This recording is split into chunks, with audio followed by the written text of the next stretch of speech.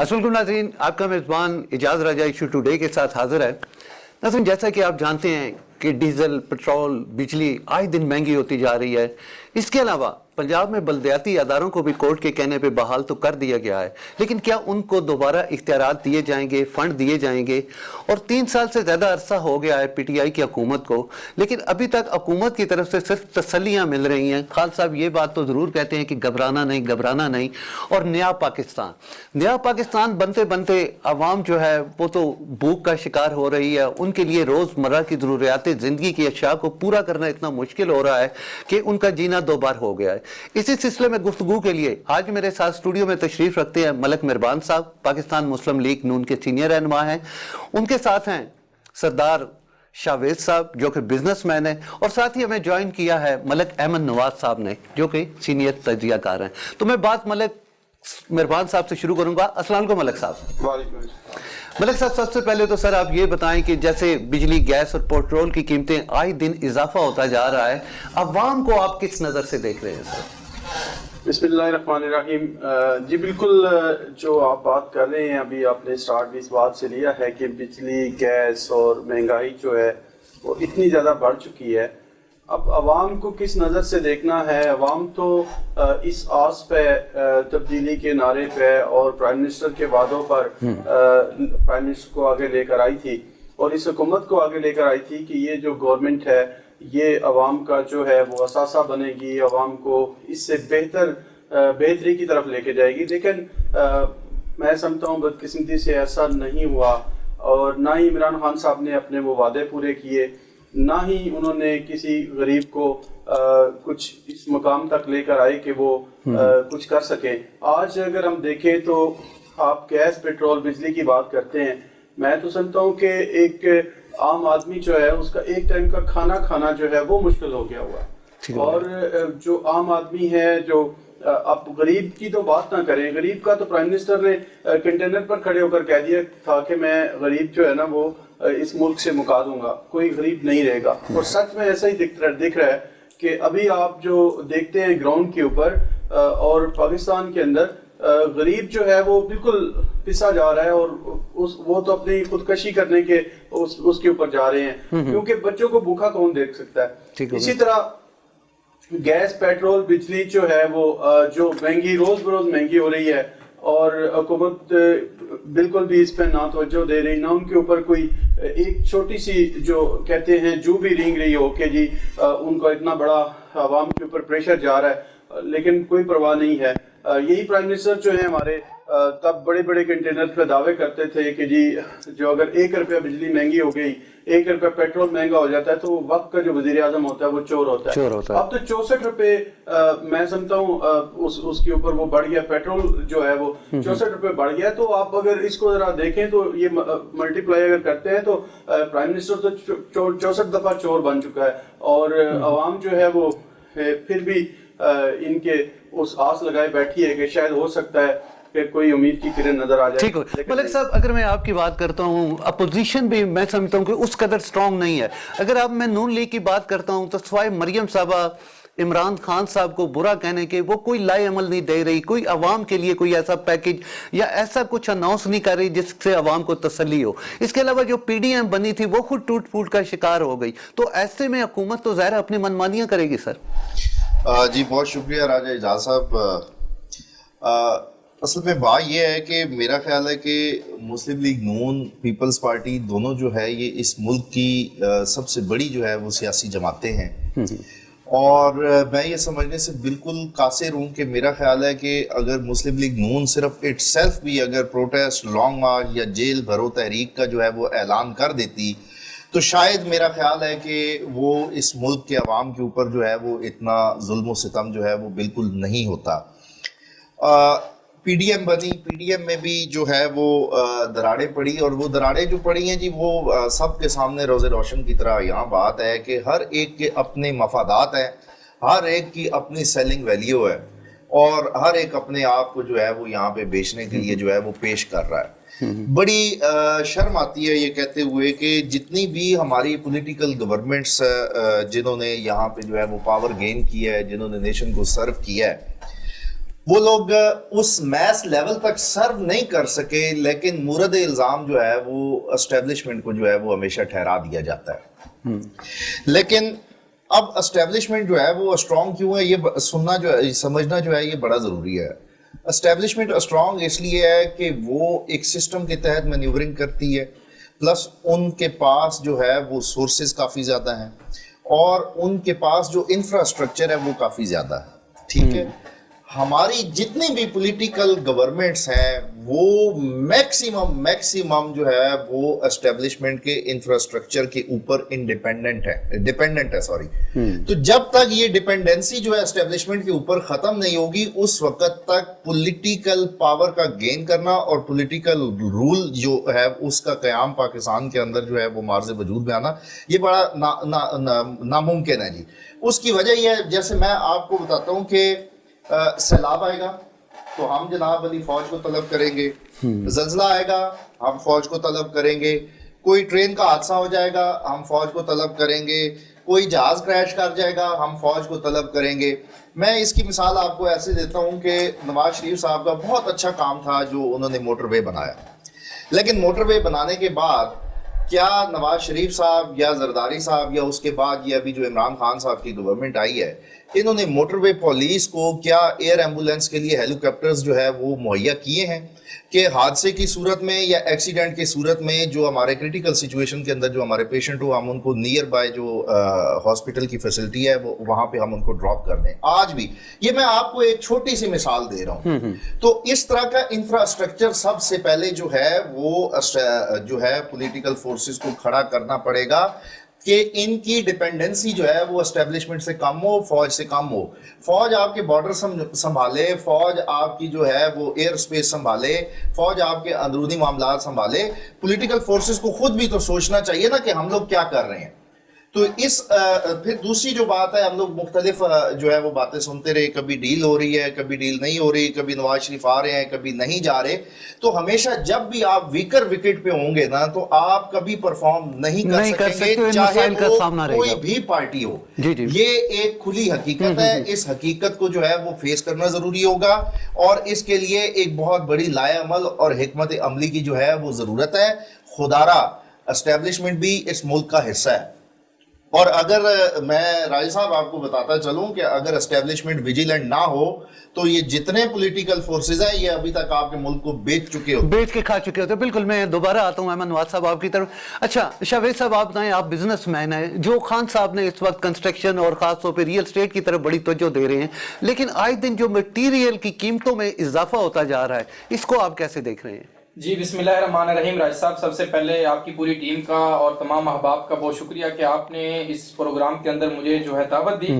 तो जिस तरीके से मैंने मेहरबान साहब की बात सुनी, आपकी बात सुनी कि जो है वो अवाम की जो है वो चीखें निकल रही हैं, अवाम मर रही है और जो है वो नया पाकिस्तान कहाँ गया, आपने घबराना नहीं है। तो मुझे ये बताएं कि हमारी इंडस्ट्री के अंदर भी यही चीज है कि आपने घबराना नहीं है। तो हमें अब प्लीज आपसे खुदारा रिक्वेस्ट है कि आप हमें घबराने दें, अब वो वक्त चला गया। अगर इंडस्ट्री की बात करूं, कंस्ट्रक्शन की बात करूं, जिस तरीके से राज साहब आपने मुझे कहा कि कंस्ट्रक्शन के ऊपर अगर मैं चीज के ऊपर थोड़ी सी नजरसानी करूं तो आप देखेंगे कंस्ट्रक्शन किस चीज से होती है, मटेरियल से होती है और मटेरियल की प्राइसेस आपको कहां पर खड़ी हैं। अगर मैं थोड़ा सा मुझे टाइम दें तो मैं आपको बताऊं कि 2008 के अंदर क्या चीजें थी, 2014 के अंदर क्या थी, 2018 के अंदर क्या थी, 2021 के अंदर क्या थी। ठीक है, हमारे पास हमारे ऊपर जो भी हुक्मरान मुसल्लत होता है हम उसकी टांगे जरूर खींचते कि ये ठीक नहीं। तो बेसिकली हम जितनी भी कौम है हम ना शुक्री हैं, हमारे पास जो भी मुसल्लत होता है हम उसको जो है ना वो करते हैं कि जी ये ठीक नहीं था, ये गलत था। मैं थोड़ा सा बता देता हूँ आपके कि 2008 के अंदर जो सीमेंट की एक बोरी थी जिसके ऊपर कंस्ट्रक्शन की जाती है और जो डेवलपर होता है और बिल्डर होता है जिसके ऊपर वो कंस्ट्रक्शन स्टार्ट करता था, उस टाइम क्या कॉस्ट आती थी और अब इस टाइम कॉस्ट क्या आ रही है। आप देखें कि उस टाइम सीमेंट जो है वो 425 रुपए था 2008 के अंदर, 2014 के अंदर 520 रुपए था, 2018 के अंदर 540 और 2021 के अंदर आपका 700-695 रुपए की एक बोरी मिल रही है। राजा साहब आप मुझे बताएं कि 695 की एक बोरी आप लेकर क्या करेंगे। कंस्ट्रक्शन जब आपने एक बहुत बड़ी बिल्डिंग तैयार करनी है उसके अंदर जितने एक्सपेंडिचर्स आएंगे, मार्बल आएगा, यानी जितनी भी आपकी कॉस्ट है वो कहां पे स्टैंड कर रही है। तो आप बताएं कि हमारी इंडस्ट्री کہاں جائے گی یا ہم کہاں پہ سٹینڈ کر رہے ہیں. آپ خود دیکھیں عوام نے تو ایٹ دی اینڈ گھبرانا ہی ہے, لوگ کنسٹرکشن نہیں کریں گے, اور جس طریقے سے گھروں کا خواب ہے تو گھروں کا خواب کیسے پورا ہوگا آپ مجھے بتائیں. ایک کامن سی چیز ہے کہ جس کے پاس سیمنٹ اتنا اوپر چلا گیا, مہنگائی اتنی اوپر چلی گئی, غریب آدمی تو اور مر گیا. اس کی ناکامی یہی ہے, اس کا قصور یہ ہے کہ وہ غریب پیدا کیوں ہوا ہے. مقصد صرف اور صرف یہ ہے کہ غریب اگر ہے تو اس کو اور مارو, اس نے جو ہے یہ پیدا کیوں ہوا ہے غریب. تو ہمارے ملک کے اندر تو یہی راجہ صاحب چل رہا ہے. ٹھیک ہو گیا.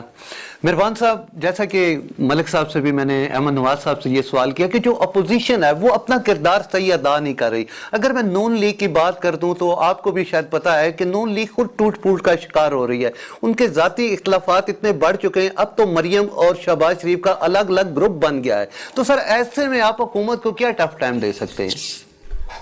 جی احمد نواز صاحب نے بڑا اچھا تجزیہ کیا ہے راج صاحب. اور ایک بات آپ کا یہ جو سوال ہے کہ نون جو ہے وہ ٹوٹ پھوٹ کا شکار ہو گئی ہے, یہ تو اب ایک سیاسی ہتھکنڈے ہیں اور سیاسی پیغام ہیں کہ نون لیگ جو ہے, اور نون لیگ ایک پلیٹ فارم کے اوپر ہے, مریم بی بی بھی ایک پلیٹ فارم کے اوپر ہے, شہباز شریف صاحب بھی ایک پلیٹ فارم کے اوپر ہے. لیکن سر میں نے یہ دیکھا, چلیں میں آپ کی بات یہاں سے, ہم نے یہ دیکھا کہ جو خاص طور پہ شہباز شریف کا گروپ ہے وہ مریم صاحبہ کے کوئی بھی احتجاج ہو یا ان کی پریس کانفرنس ہو یا جلسہ ہو, اس میں بہت کم ہمیں نظر آتے ہیں. ابھی اگر میں کل کی بات کروں تو پارلیمنٹ میں جو آپ کا احتجاج تھا اس میں جو مریم صاحبہ کے لوگ بیٹھے تھے, شہباز شریف صاحب وہاں پاس سے گزر گئے, لیکن انہوں نے اتنا گوارا نہیں کیا کہ چل لمحے وہاں پہ ٹھہر جاتے. احسن اقبال تھا, مریم اورنگزیب تھی, اور بھی آپ کے پارٹی کے لوگ تھے. یہ میں وہی کہہ رہا ہوں کہ یہ صرف سیاسی پیغام ہے, ایسی کوئی بات نہیں ہے. شہباز شریف صاحب چونکہ پارٹی کے صدر ہیں اور وہ صدر رہیں گے اور وہ چلا رہے ہیں پوری پارٹی کو, اور جب احتجاج کی بات کرتے ہیں تو احتجاج میں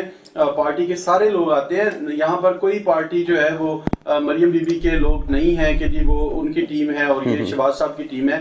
تو میرا نہیں خیال پنڈی میں وہ سارے موجود تھے. ہاں یہ ایک طریقے سے پارٹی کو چلایا جا رہا ہے کہ کسی جگہ پہ مریم بی بی آگے ہوتی ہیں اور کسی جگہ پہ شہباز شریف صاحب جو ہیں وہ اس کو لیڈ کرتے ہیں. ایسی کوئی بات نہیں ہے. جو پیغام جو ہے وہ میڈیا پر اور سوشل میڈیا پر وائرل ہیں کہ جی یہ جو شیخ رشید صاحب ایک پریس کانفرنس میں کہہ رہے تھے کہ جی نون اور شین بننے جا رہی ہے, تو یہ خود بیسیکلی ابھی جو بننے جا رہے ہیں ان کو خود اندازہ ہو رہا ہے کہ یہ کس طرف جا رہے ہیں. ابھی گیدڑ کی طرح چھپنے کی کوشش کر رہے ہیں, تو وہ اب دوسروں پہ الزام لگا رہے ہیں کہ جی اب پارٹی میں یہ دراڑ پڑ گئی, پارٹی میں یہ دراڑ. پارٹی میں کوئی دراڑ نہیں پڑی. دوسری بات آپ نے کی کہ جی اپوزیشن جو ہے وہ ایک پیج پر نہیں ہے. اب دیکھتے ہیں جی پارٹیاں جو جتنی بھی اپوزیشن میں ہیں, پی ڈی ایم کے اندر وہ پیپلز پارٹی بھی ہے اور اس کے اندر مولانا فضل الرحمان صاحب کی جو جماعت ہے اور نون لیگ بھی ہے, سارے کے سارے جو ہیں وہ ایک اعلامیے کے اوپر ہیں کہ ووٹ کو عزت دی جائے. ابھی ہمارے جو بھائی ملک صاحب ہیں تجزیہ نگار, انہوں نے بڑی خوبصورت بات کی ہے, اور یہی جو پیغام تھا یہ پرائم منسٹر نواز شریف صاحب جو تھے تب ان کا یہ تھا کہ ووٹ کو عزت دو.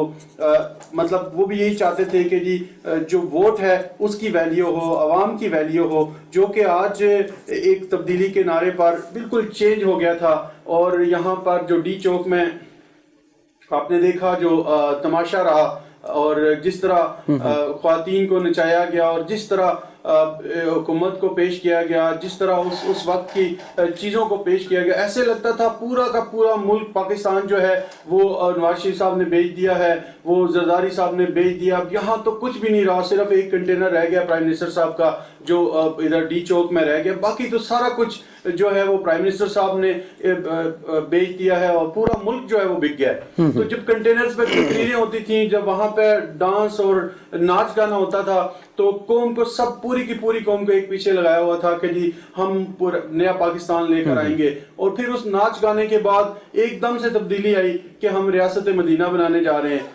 مجھے سمجھ نہیں آتی پرائم منسٹر صاحب کی کون سے یو ٹرن وہ لیں گے.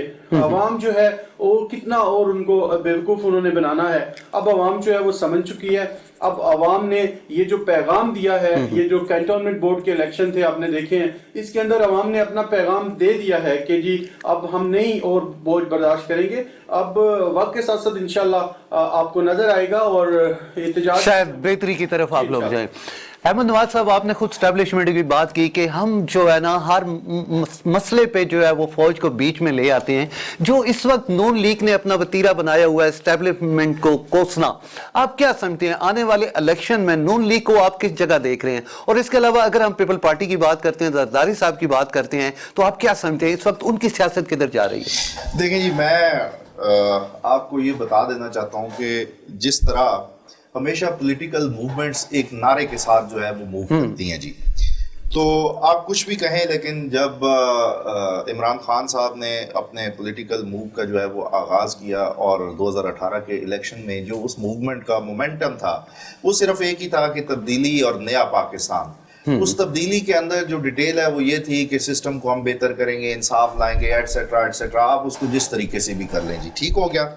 अब इसी तरह इस वक्त जो मुस्लिम लीग नून जो बयानियाँ लेके चल रही है और जो उन्होंने जो एस्टेब्लिश किया अपना बयानिया बोर्ड को इज़्ज़त दो, मैं आपको ये बताना चाहता हूँ कि जी जो पीटीआई की परफॉर्मेंस है और जो इस वक्त अवाम की मखदूश हालत है, मैं आपको ये शर्तन कहता हूँ कि अगर फ्री एंड फेयर इलेक्शंस करवाए जाएं तो मुस्लिम लीग नून की जगह बंदे को आप छोड़ के इस वक्त आप खंबा खड़ा कर दें तो वो भी मुझे इस वक्त जो है वो जीतता हुआ नजर आ रहा है, क्योंकि अवाम का इस वक्त सर कोई पुरसाने हाल नहीं है। आप जिस तरफ जाएंगे वो का आलम है, लोगों की बाइंग कैपेसिटी जो है वो बड़ी लो हो गई है। फिर अगर आप देखें, ये बड़ी समझने की बात है कि अगर पीटीआई की गवर्नमेंट खुद ये क्लेमेंट है कि they were not able to perform due to this pandemic, corona pandemic, तो सिमल्टेनियसली जो है वो अवाम के साथ भी तो कोरोना का था, उसकी वजह से लोगों के भी तो बिजनेसेस के ऊपर जो है वो इम्पैक्ट आया है।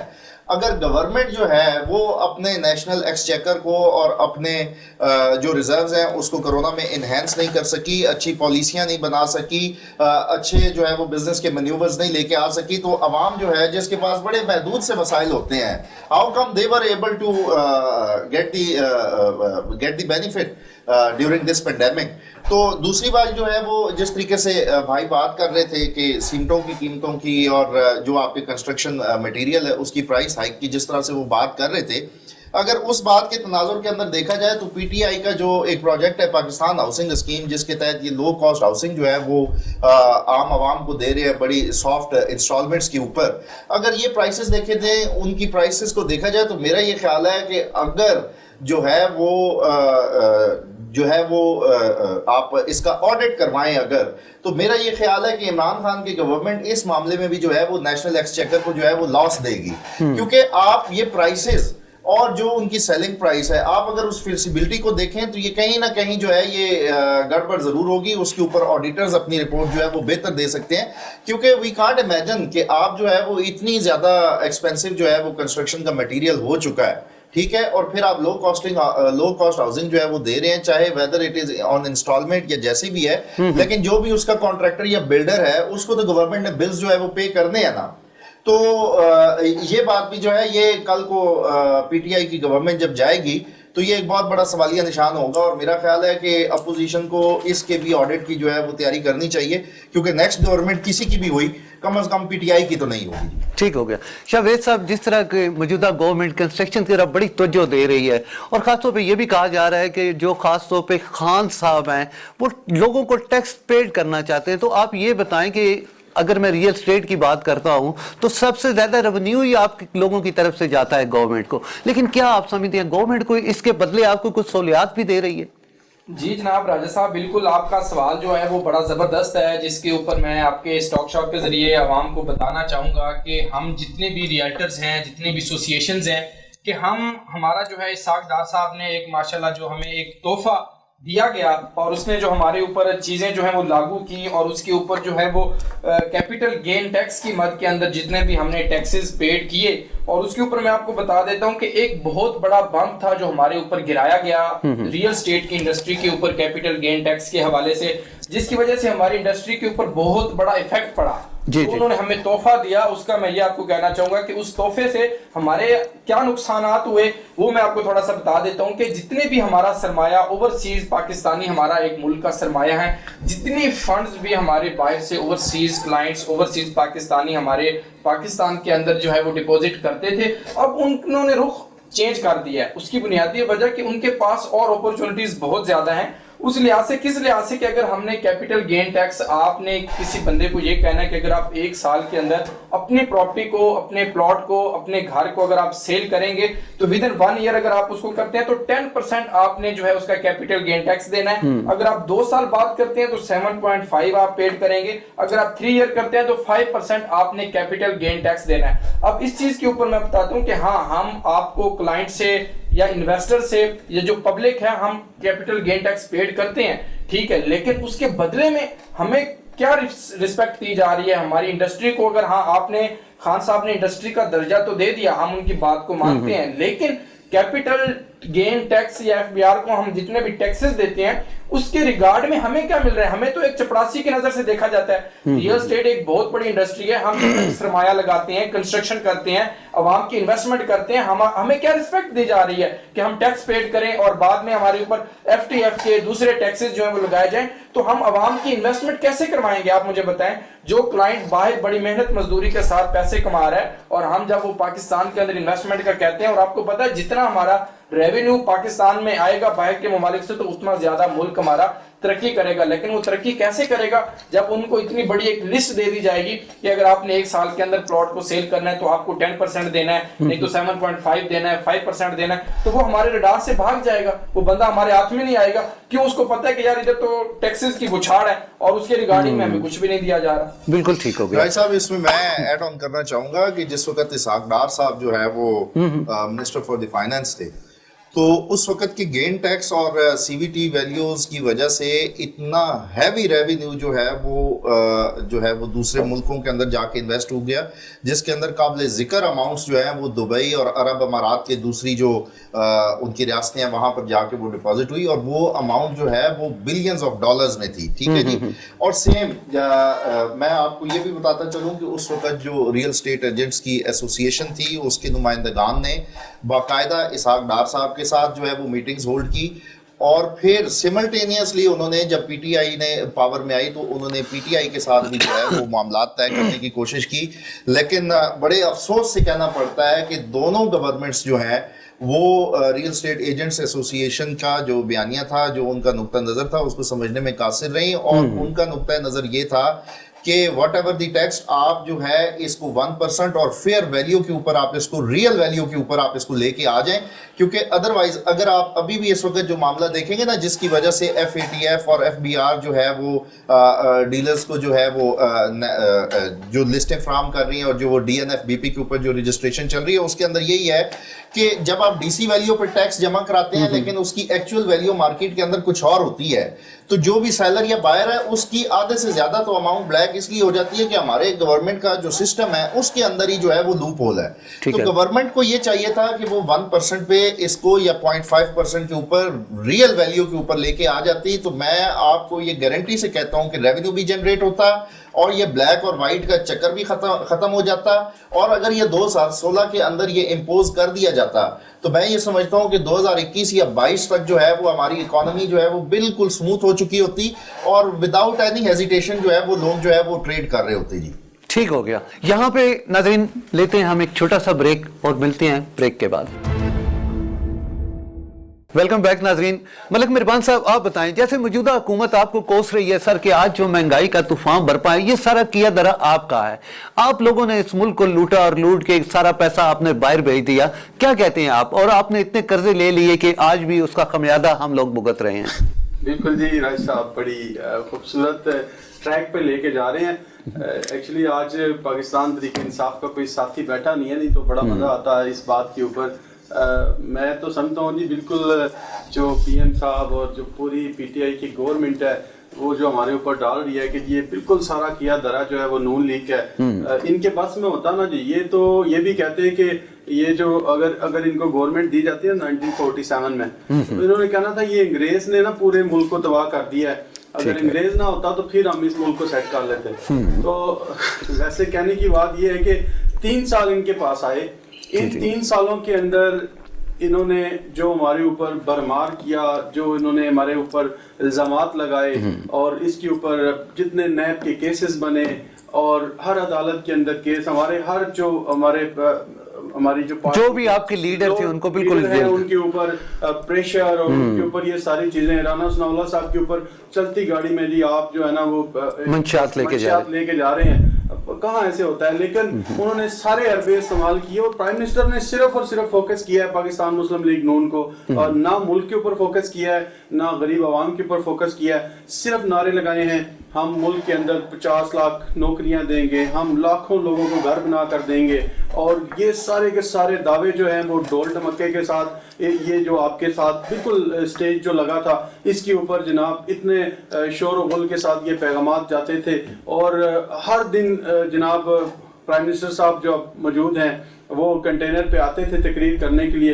रात का एक वक्त तयन था, वो एक तरह से शनाइयाँ बजती थी कि जी पता नहीं क्या होने जा रहा है। गवर्नमेंट नून लीग की थी और हम लोग बिल्कुल उनको देख रहे थे कि जी वो क्या कर रहे हैं। पूरी आवाम को पीछे लगाया, जैसे वो डुगडुगी लेकर एक बंदा जो है वो सारे तमाशाई को इकट्ठा कर लेता है, बिल्कुल सेम जो है वो हमारे पाकिस्तान के अंदर हुआ। और आज अवाम को पता चल चुका है कि वो जो नारे थे, वो जो डुगडुगी थी, वो जो ढोल ढमक्के थे, वो जो नाच गाना था, सब का सब फेक था। और ये अवाम को जो है वो बिल्कुल एक ट्रैक से हटाकर अब अवाम चाहती है कि पाकिस्तान मुस्लिम लीग नून की गवर्नमेंट आए। उसमें हमारी पार्टी के अंदर आपने देखा कि हमारी पार्टी के लोगों ने, हमारे प्राइम मिनिस्टर ने, हमारी पूरी टीम ने जो है वो मुल्क को तरक्की के राह पे गामजन किया है। और अब हालात ये हैं, आप अगर देख लें मुल्क के अंदर कि जी इतना प्रेशर है हर शख्स के ऊपर। अभी जब बात करते हैं हम पेट्रोल महंगा हो गया, कहते हैं जी पूरी दुनिया में पेट्रोल महंगा हुआ है, कौन सा पाकिस्तान में महंगा हुआ है? तो भाई दुनिया के अंदर अगर आप एक लेबर की जो कास्ट देखते हैं, उनके सोर्स ऑफ इनकम भी ज्यादा है। आप सोर्स ऑफ इनकम उनका जब देखते हैं तो वो हमसे कई गुना ज्यादा है। हमारे मजदूर को आप 1500 रुपया दिहाड़ी मिलती है, और 1500 दिहाड़ी को आज मुझे कोई वक्त का वजीर जो है या कोई प्राइम मिनिस्टर उठ के मुझे दिखा दे 1500 रुपए में अगर वो 7 बंदों का खाना भी घर का पूरा कर ले, बिजली का बिल भी दे दे और गैस का बिल भी दे दे और बच्चों की स्कूल की, और भाई एक दफा एक बच्चा बीमार हो जाए तो उसको डॉक्टर के पास ले जाए तो आज के दौर में 10,000 रुपया तो उसके ऊपर चला जाता है। मेडिसिन का रेट आपने इतने बढ़ा दिए। आप करते हैं वक्त की बातें कि जी वो दूसरी गवर्नमेंट का सारा बोझ हमने उठाया हुआ है। भाई इनको तो 47 में भी अगर गवर्नमेंट मिल जाती तो ये तब भी यही कहते कि जनाब ये तो अंग्रेज खराब कर गया, नहीं तो हम तो बड़ा मुल्क को शादो बाग बना देते। तो यही हाल है जी। इसमें अब हुकूमत जो है वो बिल्कुल इस स्टेज पे पहुंची है कि उनको कोई आकर झंझोड़े। जो भी आप थोड़ी देर पहले बात कर रहे थे कि एहतजाज क्यों नहीं कर रहे पाकिस्तान मुस्लिम लीग और पीडीएम एहतजाज क्यों नहीं कर रही। हम चाहते हैं कि ये अपनी मौत खुद मरे। ये ना हो कि कल जनाब हम एहतजाज के लिए कॉल दे दें और वो एहतजाज तो अभी गुजरांवाला से लाहौर से शुरू नहीं होगा, इन्होंने भाग जाना है। आप इनको सियासी शहीद नहीं बनाना चाहते। इन्होंने कहना है कि जनाब हम तो शहीद हो गए, हमें 2 साल थे हमारे पास, अगर हम 2 साल ये गवर्नमेंट कर जाते तो हमने दूध की नहरें, शहद की नहरें लगा देनी थी। तो इसलिए हम वेट कर रहे हैं कि ये खुद ही शहीद हो जाएं, और वो शहीद हो चुके हैं। आप तो सिर्फ बहाना ढूंढ रहे हैं कि जी किस तरफ से उनको रास्ता मिले जहां से वो भाग जाएं। ठीक हो गया। शावेद साहब, जैसा कि डॉलर की कीमतों में भी आए दिन इजाफा होता जा रहा है, आपके बिजनेस पे ये किस कदर असरअंदाज हो रहा है? जी राजा साहब, जिस तरीके से मैं मलिक साहब की बात को आगे बढ़ाता हूँ, जिस तरीके से ये कह रहे थे कि रात को जो है वो बड़ा नाच गाना होता था और बहुत कुछ होता था, तो उसी कंटेनर के ऊपर एक और बात भी जो मेरे भी माइंड के अंदर आई और मैं आपको बताना चाहता हूँ कि उस रात को उस कंटेनर के ऊपर ये भी बातें होती थी कि अगर आपका $1 बढ़ गया तो $1 बढ़ने से लोग और आवाम और मुल्क को करोड़ रुपए का नुकसान होता है। तो आप आज देखें कि डॉलर हमारा कहाँ पे स्टैंड हो रहा है, तो उसका क्या मतलब है कि जो $1 जो है वो डॉलर बढ़ने से करोड़ों का नुकसान हुआ, और मकरूज कौन हुआ? अवाम हुई, हम हुए, और मुल्क हमारा जो है वो उसको मकरूज हुआ।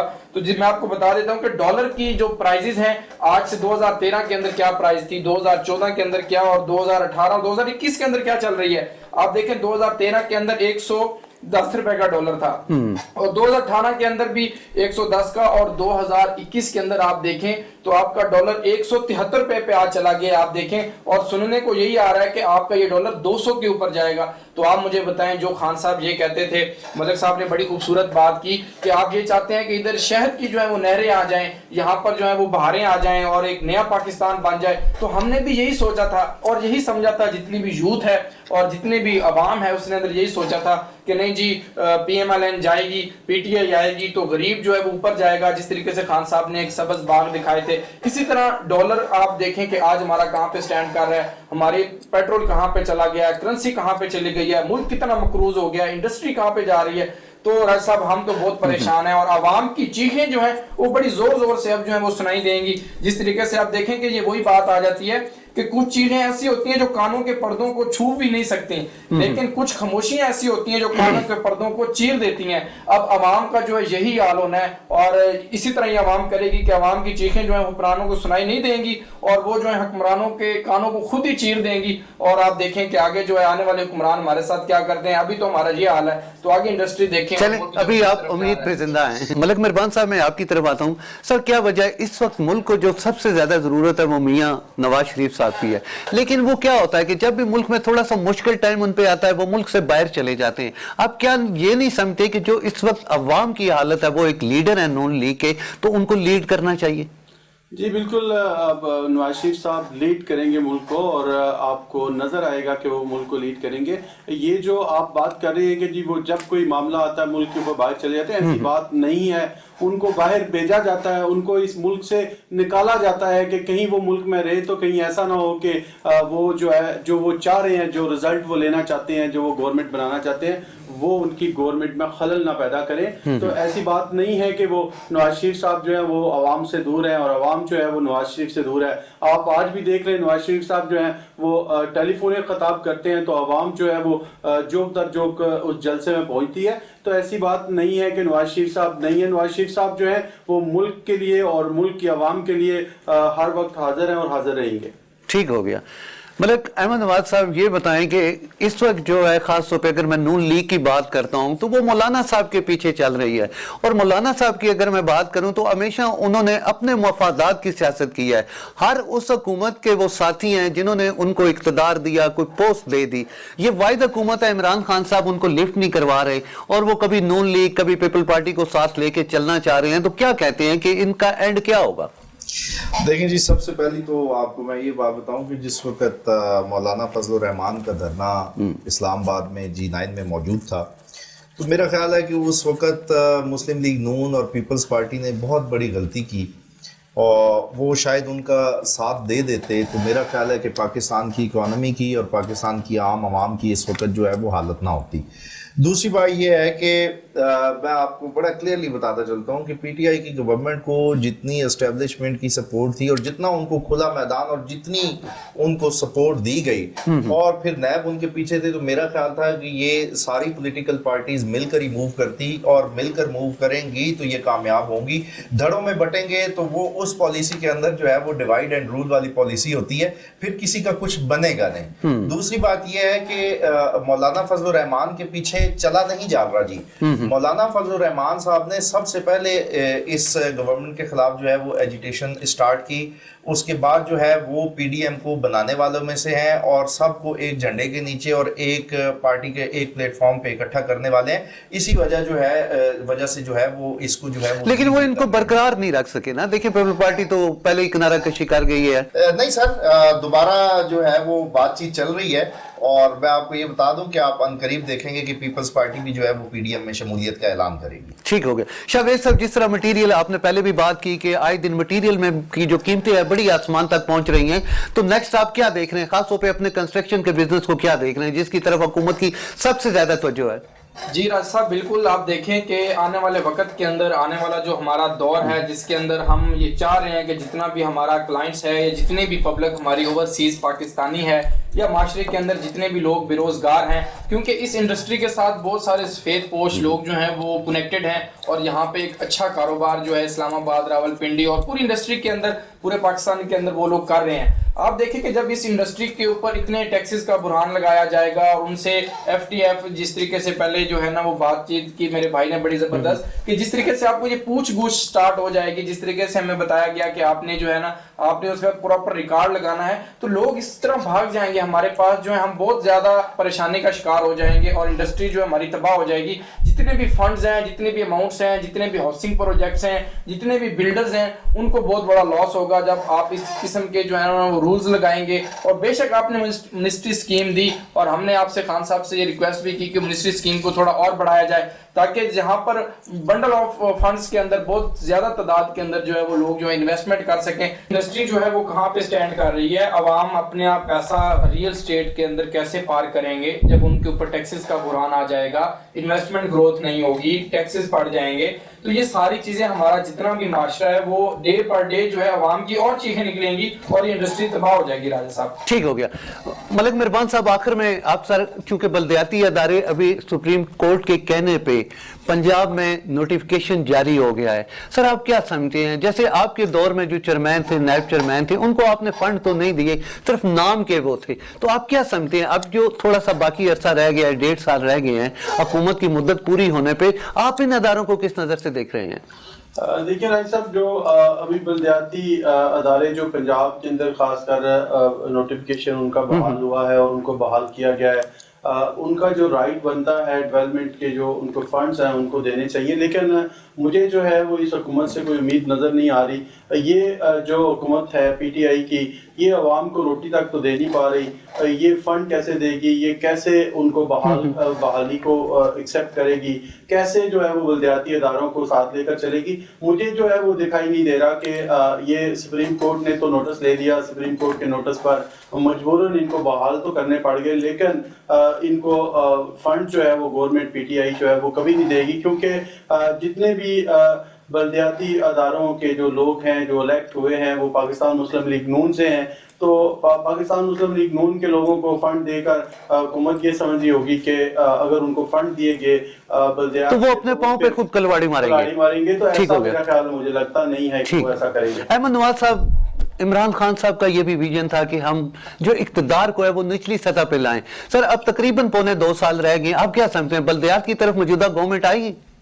नहीं सर, ना इनका इरादा था, ना ये आ सकते हैं, और ना इनके पास कोई जो है ना कोई लाया अमल ऐसा मौजूद है। और ना सिर्फ ये इमरान खान, मैं आपको ये बताना चाहता हूँ कि जितनी भी हमारी पॉलिटिकल एलीट है वो जो है वो ये नीचे तक जो है वो इख्तियारात की जो है वो मुंतकिली नहीं होने देगी, इसलिए कि सारा करप्ट माफिया जी जितनी भी पॉलिटिकल पार्टीज़ हैं, तो अगर फंड्स नीचे तक जाएंगे तो ऊपर की एलीट क्लास जो है वो फंड्स में से अपने जो है वो बीच में से अपने लिए मराहत कैसे तलाश करेगी। ठीक हो गया। शावेद साहब, क्या आप गवर्नमेंट को क्या पैगाम देंगे एंड में? जी राज साहब, गवर्नमेंट को आज के स्टॉक शो के जरिए यही पैगाम दूंगा कि आप जितने भी टैक्सेस हैं, जितनी भी चीजें हैं, उनको रेगुलेट करें, उनको प्रॉपर एक सिस्टम के तहत चलाएं, ताकि आवाम जो है वो अपनी रियल स्टेट के अंदर, अपनी इस इंडस्ट्री के अंदर जो है इन्वेस्टमेंट अपनी अमाउंट्स को पार करे और ज्यादा से ज्यादा बेनिफिट ले। और थोड़ा सा इसको एक्सटेंड किया जाए, जितने भी ये टैक्सेस हैं इनको थोड़ा रेगुलेट किया जाए, जो एनबीएफ का जो एफबीआर के टैक्सेस हैं, इन सारी चीजों को अगर हम इसको टैक्स पेड कर रहे हैं गवर्नमेंट को, तो उसके मुताबिक हमें इंडस्ट्री का दर्जा तो दे दिया गया है, पहले भी खान साहब ने दिया था। अब इस इंडस्ट्री को प्रॉपर जो है हम एक सिस्टम के तहत हमें लेकर चलें, ताकि जो है ज्यादा से ज्यादा लोग इन्वेस्टमेंट्स करें, पाकिस्तान के अंदर पैसा पार करें और हमारा मुल्क और जो है इसी तरह रियल एस्टेट बिजनेस के हवाले से जो है वो तरक्की करें। मलिक मेहरबान साहब, आखिर में मुख्तसर सर, जो इस वक्त खास तौर पे जो हमारी अवाम है जो नून लीग से बदजन है, उनको क्या पैगाम देंगे? देखिए जी, आप तो हर बात जो है वो हमारी पार्टी के ऊपर लेके आ जाते हैं, नून लीग से बदजन है और नून लीग से, तो ऐसी बात राजा बिल्कुल नहीं है। अवाम जो है वो अब समझ चुकी है, अवाम को अब अंदाजा हो गया है, जो भी पाकिस्तान तहरीक इंसाफ की गवर्नमेंट ने उनको सबज बाग दिखाए थे वो बिल्कुल अभी इस बात पे आ चुके हैं अवाम के जी, जो हकीकी मानों में जो पार्टी है वो पाकिस्तान मुस्लिम लीग नून है, और वही जो पार्टी है वो पाकिस्तान को तरक्की के राह पर गामजन कर सकती है और इंशाल्लाह करेगी। और ये जो आप बात कर रहे हैं कि जो लोग बदसन हैं, ये हमारी पार्टी के साथ जो भी लोग हैं वो सिंसेर हैं और पार्टी के साथ हैं और साथ रहेंगे। वो जब जैसे भी हालात हुए पाकिस्तान मुस्लिम लीग नून का साथ देंगे, और ये जो नेक्स्ट गवर्नमेंट है आप देखें इंशाल्लाह वो पाकिस्तान मुस्लिम लीग नून की होगी और पाकिस्तान तरक्की के राह पर गामजन होगा। मलिक अहमद नवाज साहब, आप गवर्नमेंट को क्या कहेंगे? सर खुदारा इस अवाम पे रहम करें और जितना जल्दी आप जो है इस महंगाई पर कंट्रोल कर सकते हैं آپ اس کو کنٹرول کریں ورنہ آپ لوگوں کو منہ چھپانے کی جگہ نہیں ملے گی. 2023 میں آپ کا صفایا ہو جائے گا. بالکل ایسا ہی. ملک صاحب بہت شکریہ آپ کا. میں آپ تینوں مہمانوں کا بہت شکر گزار ہوں کہ آپ یہاں تشریف لائے اپنی قیمتی مصروفیات میں سے ٹائم نکال کے. ناظرین آپ نے میرے تینوں مہمانوں کی باتیں سنی, فیصلہ آپ پہ چھوڑ دیتے ہیں. اگلے پروگرام میں پھر آپ سے ملاقات ہوگی ایک نئے ایشو نئے مہمانوں کے ساتھ. تب تک کے لیے اپنے میزبان اجاز راجہ کو اجازت دیجیے گا. اللہ حافظ.